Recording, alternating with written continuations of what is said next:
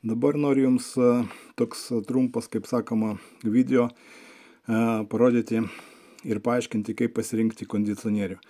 Jeigu Jūs norite įsigyti kondicionierių, sakysim, ir toks pavyzdys mūsų puslapis elektroninės parduotuvės Komforto būstas. Po video apačia bus nuoroda į mūsų elektroninę parduotuvę, Jūs galėsite užeiti ir patys pažiūrėti, pasirinkti reikalingą Jums kondicionierių. Dabar, žodžiu, kada užeinate į mūsų pagrindinį puslapį, matot mobilūs kondicionieriai ir paprasti kondicionieriai. Aš kitoj video papasakosiu Jums apie mobilus kondicionierius, kokie turi privalumai, ką reikia žinoti ir pasiruošti, kokiam dalykui jie reikalingi, ta prasme, kokiam atveju jie reikalingi bus. Dabar pašnekėsim apie įprastus kondicionierius, stacionarus, kuris reikia montuoti. Žodžiu, paspaudžiam kondicionieriai. Mūsų puslapyje dabar atsidarom kondicionieriai. Žodžiu, spaudžiam filtruoti ir matom labai didelis pasirinkimas mūsų elektroninį parduotuvėje. Tikrai mes galėsim Jums parodyti labai didelį pasirinkimą. Daug labai gamintojus matot jo ir tikrai geros kainos.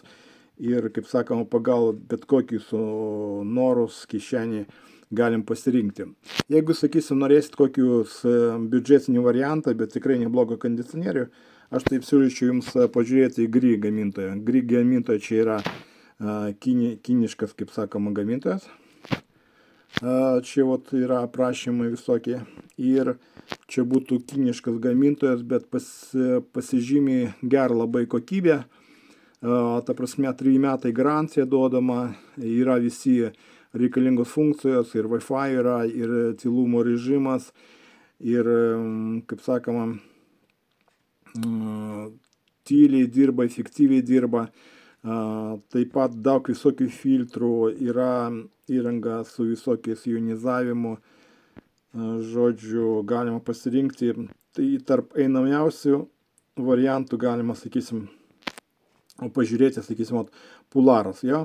Spaudžiam dabar ant Polaro, ant kokį reikia atkreipti dėmesį. Mes matom, koks yra pultelis, koks yra vidinis, išorinis blokas, kaip atrodo, yra atskirai nuotraukos, ta prasme, pultelio, vidinio, ir čia bus lauko blokas, čia bus viduj blokas. Nu, viduj toks yra, jis gana neblogos kokybės plasmasė, tokia spalva tokia, balta, nebloga pagal kokybę plasmasė.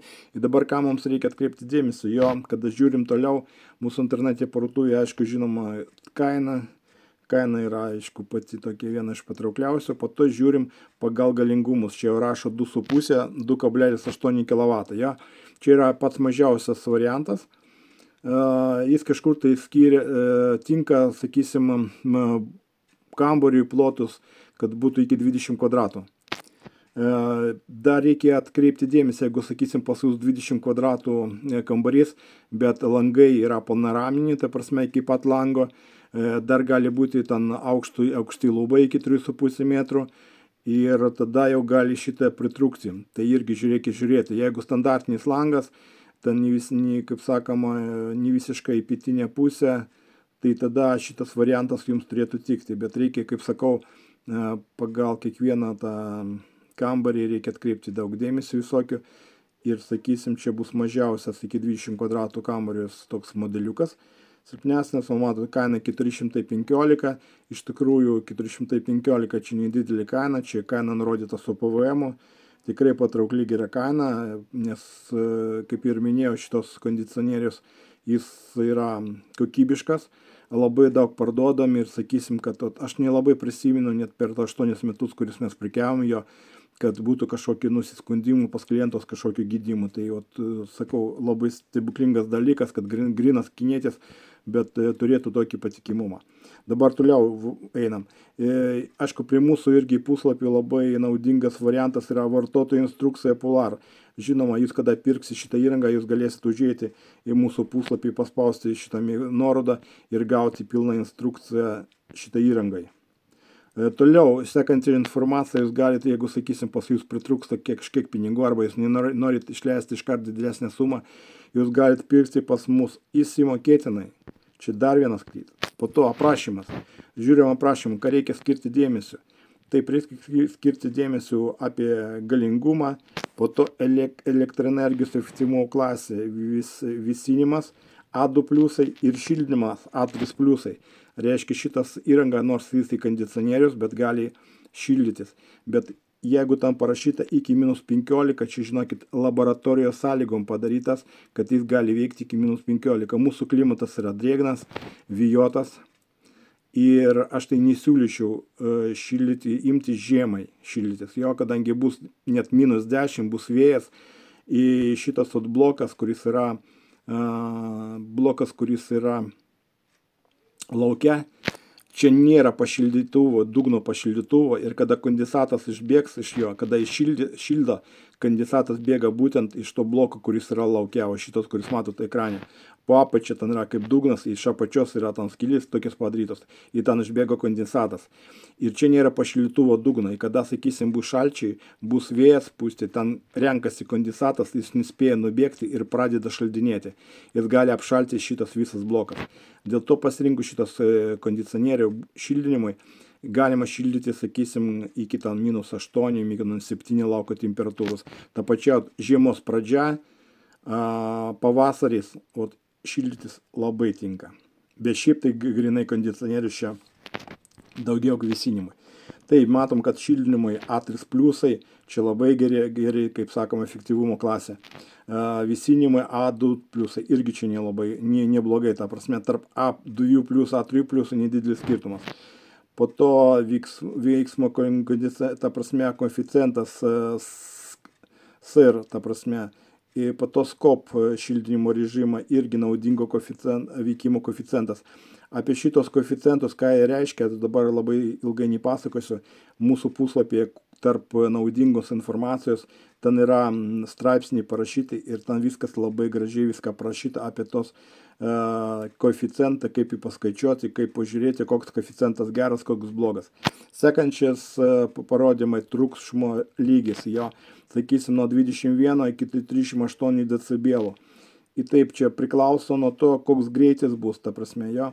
Sakysim, jeigu ten kondicionierius dirbs mažesnių apsukų, čia tik 21 decibelas, čia labai geri rezultatai, taip kad 21 čia, man atrodo, ausis pradeda mūsų girdėti nuo 20 decibelų, tai galima sakyti, kad šitas garsas mes vos girdėsim.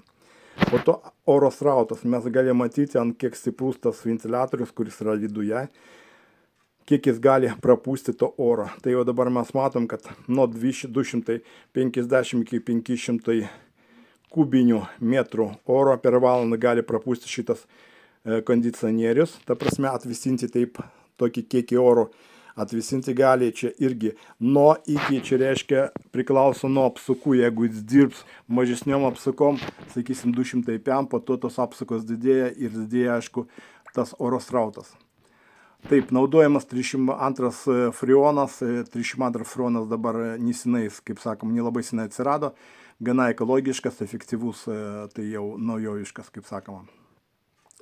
Taip, po to vidinės dalies darbinė temperatūros ribos parašyta, automatinis išsivalinimas, valymas, valdymas išsimainų telefonų, ta prasme Wi-Fi modelis čia yra integruotas. AirWell funkcija yra, ta prasme, šitas irgi yra įdėtas. Dar gali, ta prasme, čia bus split sistema, vienas blokas laukia, šitas blokas viduje, bet galima dar variantas, kada bus vienas blokas laukia, ir galima tam kokias 2, 3, 4, 5 blokai tokie viduj. Ta prasme, jau čia bus vadinsis multisplit sistema, ir čia multisplit sistemai reikia tada žiūrėti, pas mus paskira yra multisplit sistemai, ir ten galima tada pasirinkti multisplit sistemą kondicionierius. Jeigu pas jūs daug kambarių, jūs norit kiekvienam kambarį pastatyti po vieną vidinę bloką. Taip, sekančiai parametrai, čia toliau irgi viską rašo, kokius tam privalumai, ta prasme komplektaciją rašo, ir mes matom čia jau skaičiukai, čia maksimali srovė, ta prasme vėsinant, šildant kokią srovė, galia, kokia elektrinė galia, koeficientai visi, triukšmo lygiai от mažesnių nuo 24 iki 38. Vidiniai blokai, taip pat išorinis blokas atskiriai parašyti ir matmenys. Jeigu jūs norit maždaug primesti, kokio dydžio pas jūs yra ant sienoj vietos, ta prasme, kiek vietų turit jūs kambarį, pačiantos sienos, koks tarpas yra, tai jūs galite primesti yra vidinis blokas, taipogi išorinė bloką, kur galima pakabinti ir užteks jums vietos. Taigi per kiekvieno modulį pas mus yra išmatavimai ir čia irgi jums padės.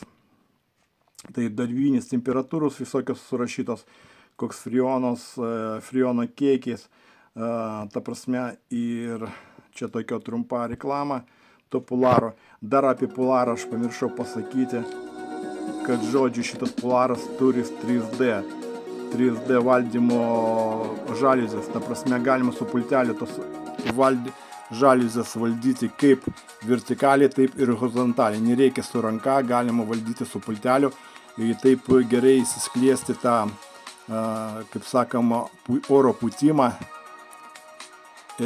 pasiskliesti labai tolygiai po jūsų kambarį, kad visur jaustus labai komfortiška. Tai Gry tikrai gana gera patikima įranga ir aš siūlyčiau irgi pasirinkti Gry, jeigu jūs norite ieškot būtent biudžetinio varianto, kuris kainuotų nebrangiai, kaip minėjau, kaina 415 eurų už tą mažesnį galingumą. Jeigu pas jūs kambarys didesnis, tada pasirinksit galingesnį, yra nuo 3,5 kW, tada jau galima pasirinkti iki 35-40 kvadratų jūsų kambariuką gali atvisinti. Tai kada pasirinksit, sakysim, šitą įrangą, jeigu jūs tinka, galite įdėti krepšelį, paspausti, į tam pasirinkti, galite patys pasiimti, kaip sakoma, iš Vilniaus sandėlio, galima atvežti bet kokią Lietuvos miestą su kurjeru, jūs pasirinksit pristatinimą ir jeigu pas mus yra irgi galimybė sumontuoti, jeigu montuos mūsų meistras, tai meistras atveš jums nemokamai, pristatys, kad atvažiuos susitartą montavimo dieną. Taigi, kaip ir minėjau, atkreipkite dėmesį visokius variantus, ta prasme, į duomenis ir pamatuokit, pažiūrėkit, ar tinka jums šitas kondicionierius, arba galite pasirinkti mūsų alternatinį parduotuvį, bet kokį kitą kondicionierių. Nuoroda į mūsų elektroninį parduotuvį Komforto būstą jūs galėsite matyti, po apačia bus nuoroda. Visiems gerą vakarą, sėkmės, iki.